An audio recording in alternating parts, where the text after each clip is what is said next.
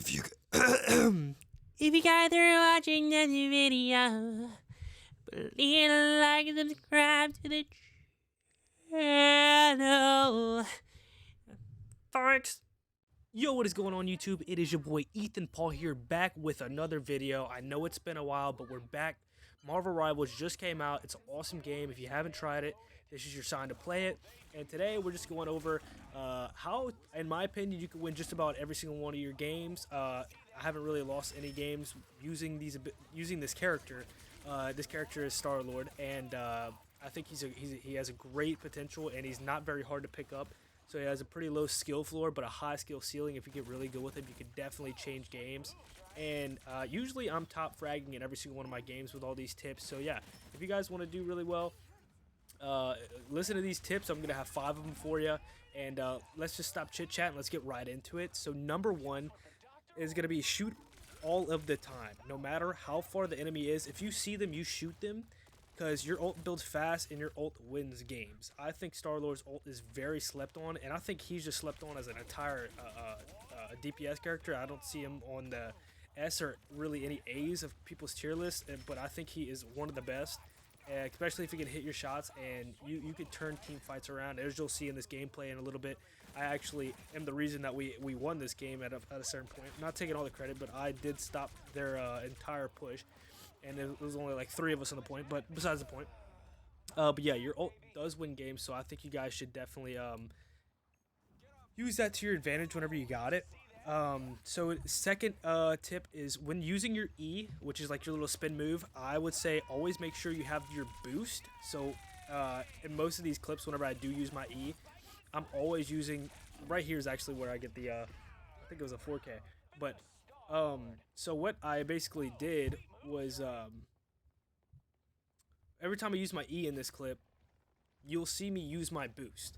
And I actually didn't know that you could use this and use your E at the same time, but you can. I figured that out, and that is something that is detrimental to surviving when using your E. If you just pop your E, like right here, if I just pop my E and I wasn't floating around, he could have took me out easy.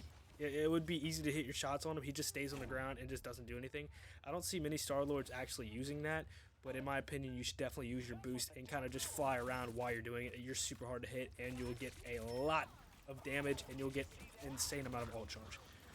Number 3, when you get your ult, use it almost automatically. Whenever you can see enemies and stuff like that, but almost if you could see 1 or 2 enemies, pop your ult, because by the time that you wanted to get your 5k or whatever, you wanted to get 5 kills with it, you're trying to kill the whole team, you would have gotten your ult back already to where you could do that again. I see a lot of people holding on to their ult. I think it's kind of pointless. If you can get 1 or 2 kills with it, you're pretty much doing great. If you get more than that, awesome. Usually I don't even try to get more than 1 or 2 picks with it, but they'll just come out and I'll kill 3 or 4 people most of the time with my ult.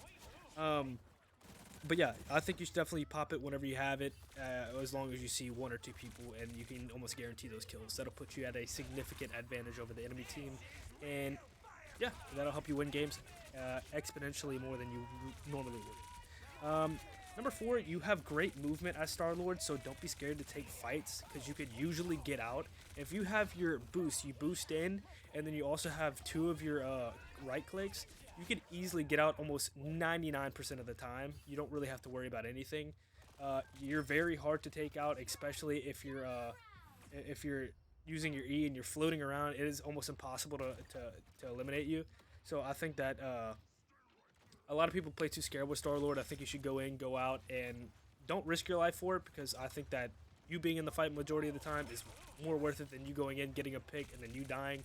So I think that if you can solidify a pick, get one, but if you can't, get out, don't overextend, and know your boundaries, because he doesn't have an insane amount of health, but his DPS is pretty crazy.